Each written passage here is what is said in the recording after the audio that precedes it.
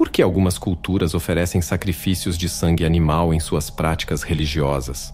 Esse ato é sempre para apaziguar entidades negativas, ou há também aspectos positivos envolvidos? Essa é uma excelente questão. Em primeiro lugar, não parece haver um lado positivo evidente nessa prática. Se tomarmos a Bíblia como ponto de partida, que foi onde iniciei minha exploração, encontramos seres que demandam o sacrifício de gado e ovelhas, exigindo que sejam sangrados e depois queimados.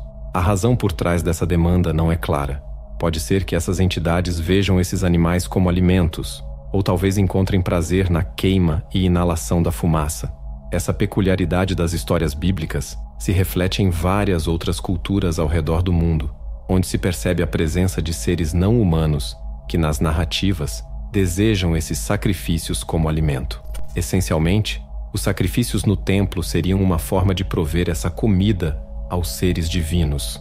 Ao analisar a história de Bel e o dragão na Apócrifa, um dos livros que não está no cânone principal da Bíblia, mas faz parte do cânone secundário que inclui literatura hebraica com influências gregas, encontramos um exemplo interessante. Essa extensão do livro de Daniel descreve os babilônios afirmando possuir uma tenda onde habitava um dragão, um Elohim poderoso. Eles alegavam que o gado e as ovelhas sacrificados eram consumidos por essa entidade.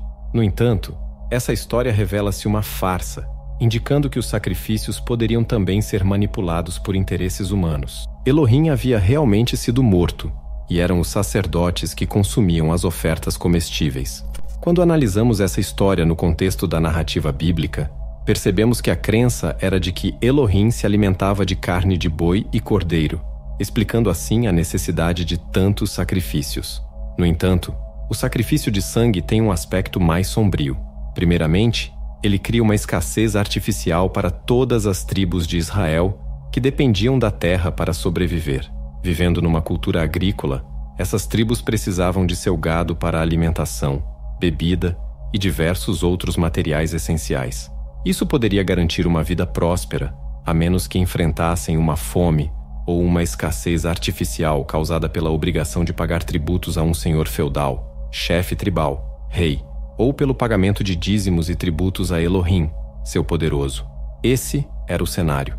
Os primeiros frutos da colheita e o melhor do gado tinham que ser oferecidos a Yahweh. Se você tinha ovelhas ou gado realmente saudáveis e sem manchas, esses eram os que precisavam ser sacrificados. Não podia usá-los para fortalecer seu rebanho, nem para a alimentação própria. Eles tinham que ser entregues aos sacerdotes, que os sacrificavam e comiam, ou então eram queimados como ofertas a Yahweh, que supostamente inalaria a fumaça. Esse era o costume, e isso gerava uma insegurança constante para os agricultores, que se viam obrigados a entregar suas melhores posses e ficavam com o restante, de menor qualidade, para si e seus negócios. Esse aspecto é bastante sombrio. Além disso, há uma camada ainda mais obscura sobre o sacrifício de sangue. Em culturas ao redor do mundo, é possível identificar padrões de sacrifício humano. As entidades dominantes extraem energia desses rituais. Não se trata apenas de uma demonstração de poder, de mostrar controle absoluto e se embriagar com esse controle. Há algo químico sendo extraído de todo o processo. Você está achando intrigante essa exploração das práticas religiosas antigas e seus significados ocultos? Já considerou a possibilidade de estarmos interpretando essas histórias de maneira equivocada? Compartilhe suas reflexões e perspectivas nos comentários. E se ainda não curtiu, aproveite agora para clicar no botão de curtir. Seu apoio é fundamental para que possamos continuar trazendo conteúdos profundos e esclarecedores. Sua participação enriquece nossa discussão. Essas narrativas não são apenas contos antigos, nem apenas lendas havaianas ou histórias bíblicas. Elas possuem um significado mais amplo e profundo. Essas histórias foram cuidadosamente preservadas para nos ajudar a compreender o mundo atual e suas dinâmicas. E eu os incentivo a ler essas antigas narrativas de sacrifício com uma perspectiva mais aberta e informada. É interessante notar que muitas pessoas se perguntam se estamos interpretando essas histórias de forma equivocada. Será que muitas das narrativas sobre Deus nas escrituras hebraicas são, na verdade, relatos de seres poderosos que nos colonizaram? Entidades não humanas que governaram sobre nós? Isso levanta questões sobre a profecia no que os cristãos chamam de Antigo Testamento. Se Jesus e os apóstolos frequentemente recorrem às escrituras hebraicas em busca de mensagens proféticas ou esotéricas, como essas mensagens podem ser precisas sobre o futuro ou sobre Jesus, se tudo não passa de histórias sobre ETs em vez de divindades? Você já se perguntou como os antigos profetas conseguiam prever o futuro e ter visões remotas tão precisas? O que essas habilidades nos dizem sobre a conexão entre o divino e a humanidade?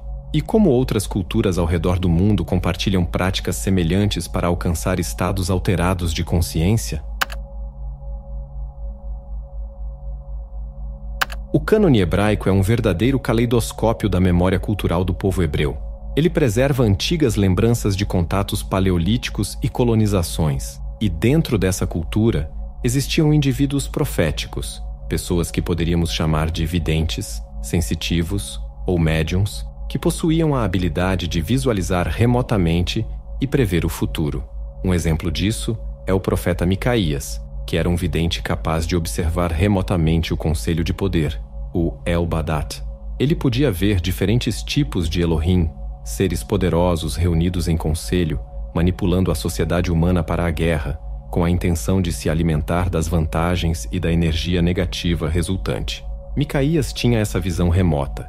Além disso, outros profetas como Isaías, Joel e Jeremias também tinham essa habilidade de visão remota. Eles conseguiram prever um futuro além do judaísmo, uma era onde as pessoas teriam experiências diretas com a fonte divina, sem a necessidade de intermediários sacerdotais. Suas visões proféticas frequentemente apontavam para eventos associados à era cristã. Acredito que esses profetas eram sensitivos, genuínos e verdadeiros videntes. Esses videntes tinham uma conexão real com o divino e uma capacidade extraordinária de prever e visualizar eventos futuros. Eles nos oferecem uma perspectiva fascinante sobre como as antigas culturas compreendiam e interagiam com o sagrado. Em todas as culturas, existem indivíduos com habilidades especiais, aqueles que possuem uma sensibilidade única que lhes permite se destacar em visão remota, premonição ou conexão telepática. Acredito que todos nós temos essas capacidades, e provavelmente cada um de nós já experimentou um breve vislumbre do futuro ou uma percepção distante. Entretanto, algumas pessoas são mais sintonizadas com essas habilidades. Cada cultura possui esses indivíduos, e na tradição hebraica, eles são conhecidos como profetas ou videntes. Gostaria de acrescentar algo mais a essa discussão: a dança até alcançar um estado alterado de consciência. Esta é uma modalidade de profecia que também aparece em outras tradições. Muitos curandeiros tradicionais utilizam sons, música, cânticos e dança para induzir estados alterados de consciência, permitindo a comunicação remota, visão à distância ou até visão de raio-x, dependendo do objetivo.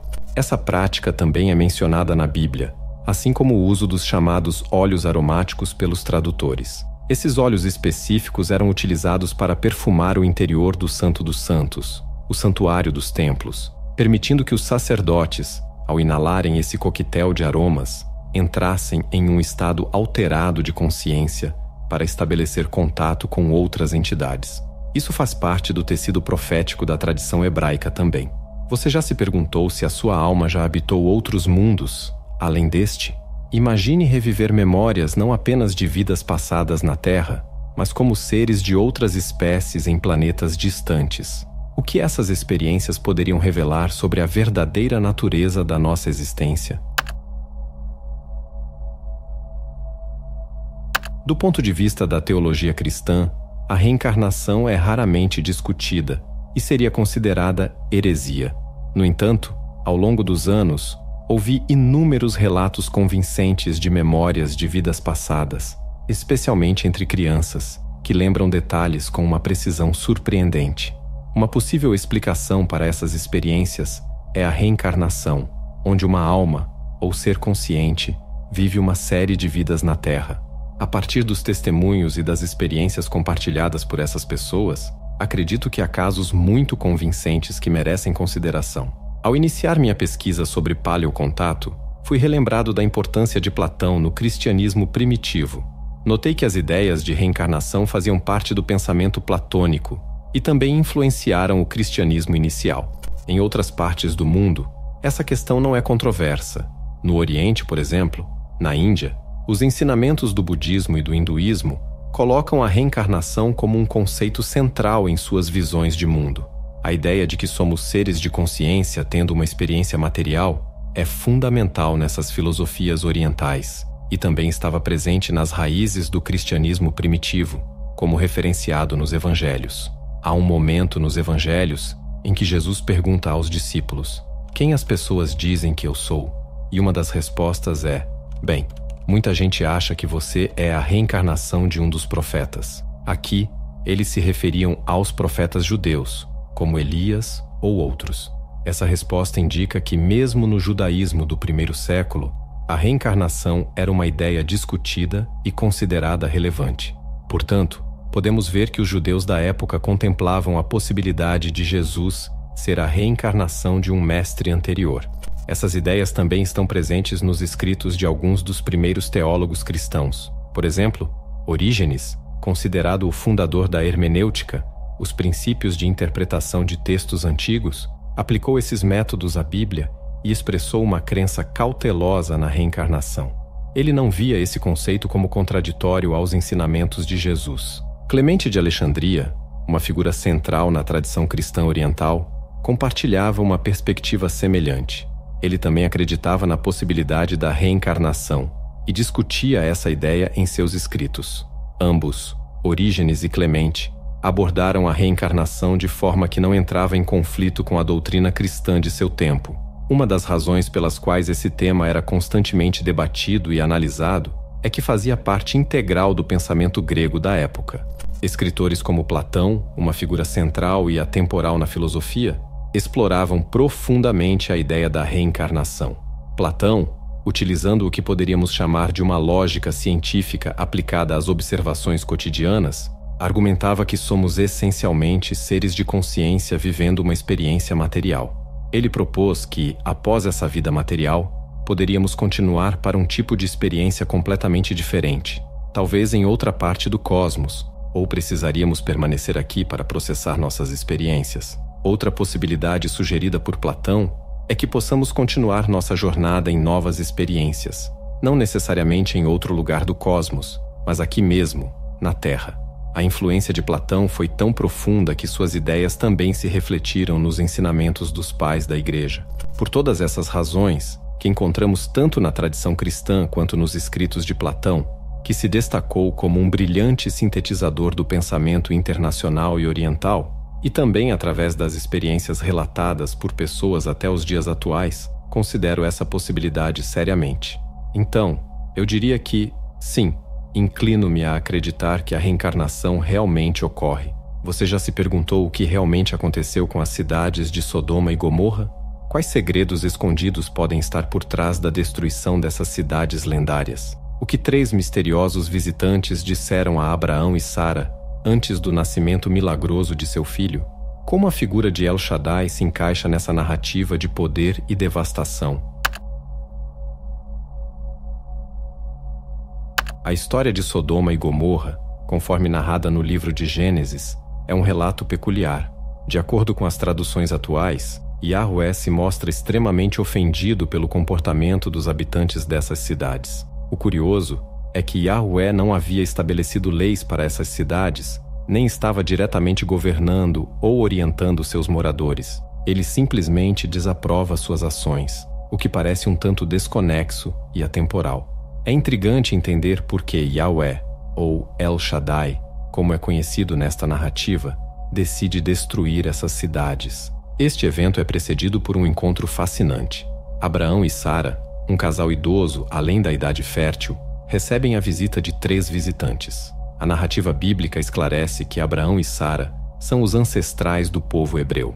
Quando comparados aos nomes Brahma e Saraswati dos Vedas, suas identidades sugerem uma ligação com um casal primordial ainda mais antigo. Na tradição védica, Brahma e Saraswati são considerados os progenitores da humanidade, os pais de muitas nações. Abraão é descrito como o pai de muitas nações na Bíblia.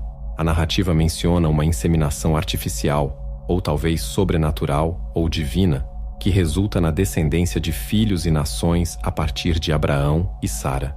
Este evento extraordinário é desencadeado por um encontro com 3 entidades misteriosas. Inicialmente descritas apenas como 3 visitantes, a história revela que não são meros humanos, mas seres avançados com tecnologias desconhecidas para Abraão e Sara, especialmente no que se refere à gravidez. A surpresa é enorme quando Sara, já em idade avançada e pós-menopausa, descobre que está grávida.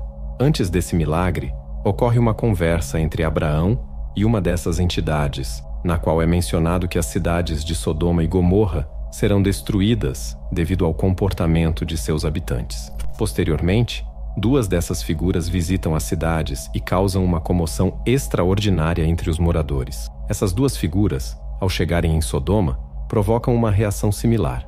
Apesar de parecerem humanos, eles possuíam um carisma e uma presença que os tornavam extremamente atraentes e impactantes para os locais.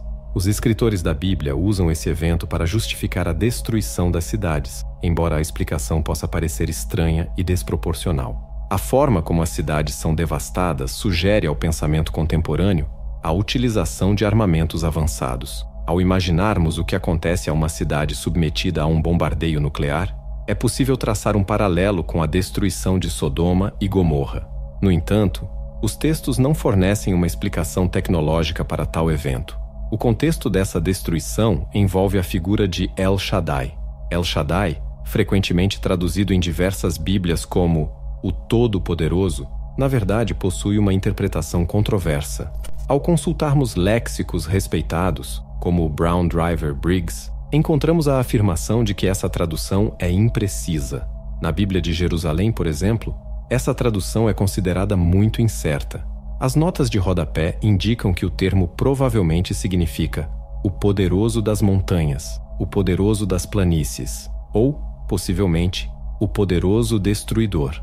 Observando o comportamento de El Shaddai nos textos, o último significado parece o mais adequado, já que ele frequentemente aparece causando destruição em massa, seja nas planícies ou nas montanhas. Isso é exatamente o que acontece na narrativa de Sodoma e Gomorra.